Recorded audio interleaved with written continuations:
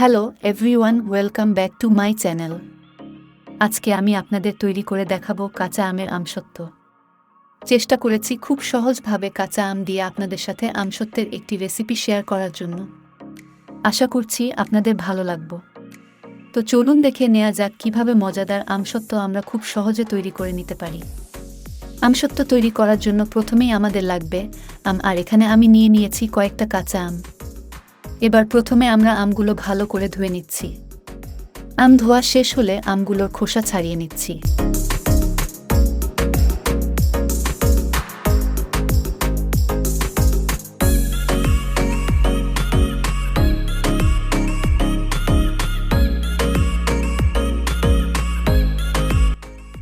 খোসা ছাড়া আমগুলো আবার ভালো করে ধুয়ে নিচ্ছি।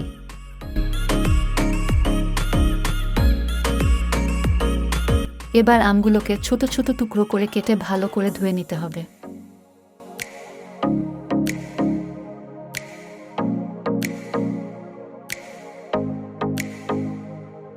এবার চুলায় একটা হাঁড়িয়ে বসিয়ে নিচ্ছি। হাঁড়িতে অল্প পানি নিয়ে সেই পানিতে টুকরো করা আমগুলো দিয়ে দিচ্ছি।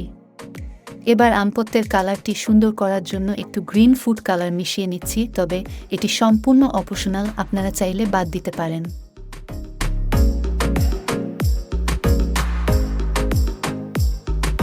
এবার ঢাকনা দিয়ে ঢেকে আমগুলো পুরোপুরি সিদ্ধ করে নিতে হবে। চুলের রাজ মাঝারিতে রেখে ঢাকনা খুলে 1-2 বার চেক করে নিতে পারেন।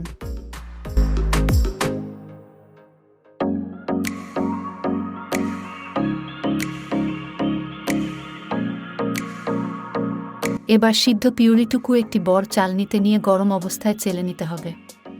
ঠান্ডা হয়ে গেলে পিউরিটা চেলে নিতে কষ্ট হবে, সেক্ষেত্রে ব্লেন্ড করে দেন পিউরিটা চেলে নিতে হবে।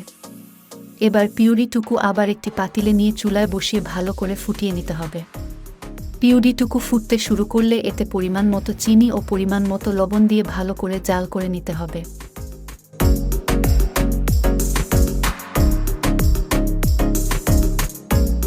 পিউরিটা বেশি ঘন হবে না এবং পাতলাও হবে না, ঠিক এরকমের হবে। এবার একটি ট্রেতে পিউরিটা ঢেলে নিচ্ছি। এর মধ্যে কিছু চিলি ফ্লেক্স দিয়ে দিয়েছিলাম, যা আপনাদের দেখাতে পারিনি। আপনারা যদি ঝালও খেতে চান তাহলে কিছু চিলি ফ্লেক্স দিতে পারেন, আর যদি ঝালও না খেতে চান তাহলে স্কিপ করতে পারেন।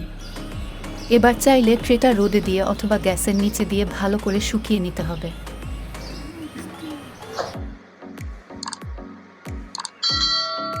শুকিয়ে গেলে আপনার পছন্দ মতো সে দিয়ে কেটে নেবেন। এই তো রেডি হয়ে গেল আমাদের টক ঝাল মিষ্টি কাঁচা আমের আমসত্ত্ব।